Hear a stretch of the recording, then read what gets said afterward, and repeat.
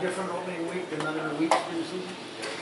Well, it certainly is the same, you know, for the majority of the process. The only difference is obviously the fact that this is the first one that counts in a long time, and as a result, there's going to be some excitement, some nerves, and you just have to kind of work through that in the first quarter and settle in, and then just play ball like you always have.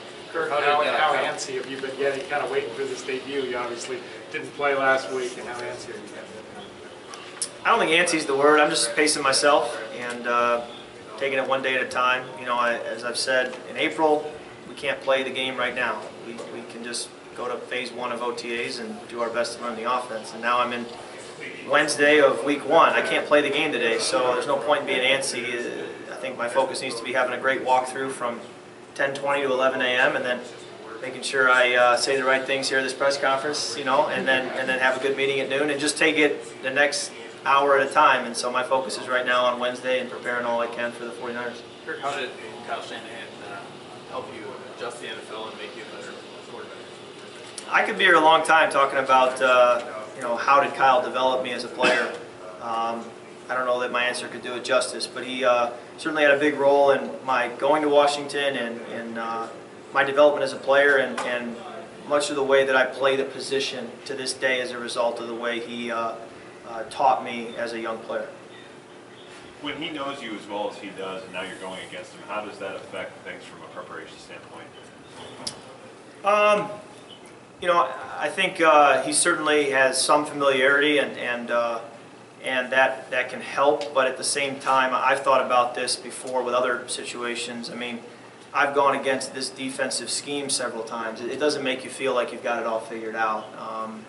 You know, if knowing certain players or certain coaches was the difference maker, then you wouldn't see some of these guys have success so much when their coaches leave. So, you know, I'm sure you tell your team, you know, some level of personnel ability and background and where they're coming from and the way they play the game, but at the end of the day, you just got to go out and play. Well, you went up against the 49ers last year. Did you notice anything that he knew about you? I mean, you had a very good game in that outing. You know, nothing stood out too much. You know, so much is scheme related as well, and we haven't been in the same scheme together for years, and so there's been a lot of evolution and change that's happened, and so it's harder to you know, alert your guys to certain schematic stuff because it's not all the same. But you know, we'll see what they got for us on Sunday, certainly. Kirk, did you watch Garoppolo last year at all? You know, because we had played them, and I think we had played the entire NFC West by that point when he was playing, there really wasn't any tape for me to watch of him. But I think the record and the production speaks for itself, and you know, he's earned where he is right now, and you know, I think that he'll be a great challenge for us on Sunday. From highlights or whatever, what do you think he does best? I mean, I just think he's obviously, it all speaks for itself. I mean, anytime you can win the amount of games he's won, you know, help lead a team like that. Certainly the Patriots, you know, loved him, and you know, he was a high pick. Anytime you can be all those things, you do everything well. It's hard to single anything out. I think he's you know, one of those guys that is who you're looking for to quarterback your team, and when you get one, you want to make sure you keep him. From your perspective with their pass rush and that they don't have a true legit pass rusher and they move guys around, how much more challenging does that make it in kind of anticipating when that's coming? You know, certainly going against a Von Miller can be very tough, but at the same time, if he was the only guy that you were concerned about, you can scheme things to make him double teamed and make his life tough. And when you have a whole defensive line with a lot of depth, which many of the defenses with this scheme have, it makes it tough because you're going to end up one-on-one with somebody, you know, who's a very good pass rusher, and you just got to hold on the best you can. And you know, an NFL pass rush is a real thing, and no matter who you play or what week it is, those guys are coming. Kirk, you'll be taking snaps Sunday from a center you've never taken snaps from in a game. What kind of challenge is that potentially? Well, it's not ideal, but it is what it is. You know, we're not going to dwell on what we can't control. We're going to focus on what we have and making the best out of it. And I'm excited to build a rapport with Jones and the rest of the O-line, such that hopefully we can develop a continuity as the season goes on. So Jones, the center Sunday? I mean, you have to ask Coach Zimmer. I don't set the roster, but yeah, he's the center and walked through today at 10:20. Okay.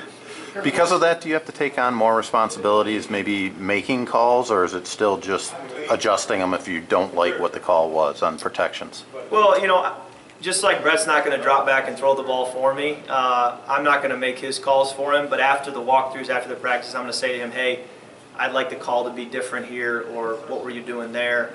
And then obviously by Sunday, he'll be very comfortable making those calls. But we're going to coach him all week, and then he's going to play center in the NFL like he's done for a lot of games already.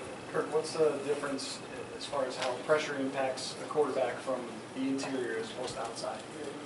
Well, you're obviously just going to get push in your lap, and it makes it hard to step into throws. But pressure from the outside is scary because certainly when it comes from around the outside, they can strip sack you and create turnovers, which are even worse than sacks. And sacks are, not good. So any pass rush is tough, no matter where it's coming from.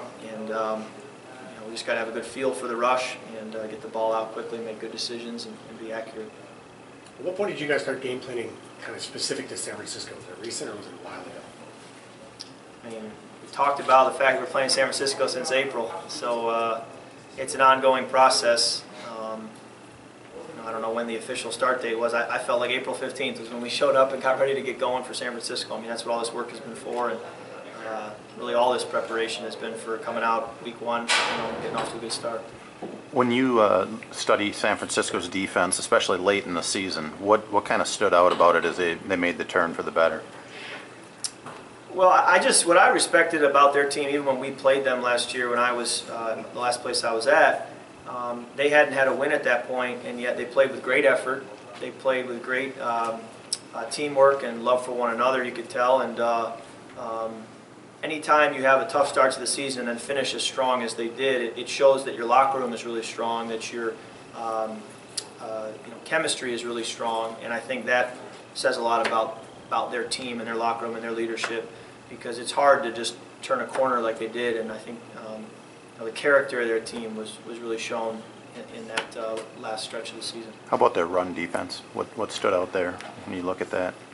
I don't have anything specific for you. I'm sure that to win as many games they did in a row, you've got to be stout against the run, and they do a good job with their loading the box, and kind of forcing you to do other things, because with a loaded box, an 8-man front, and a strong safety that can really help stop the run, it makes it tough.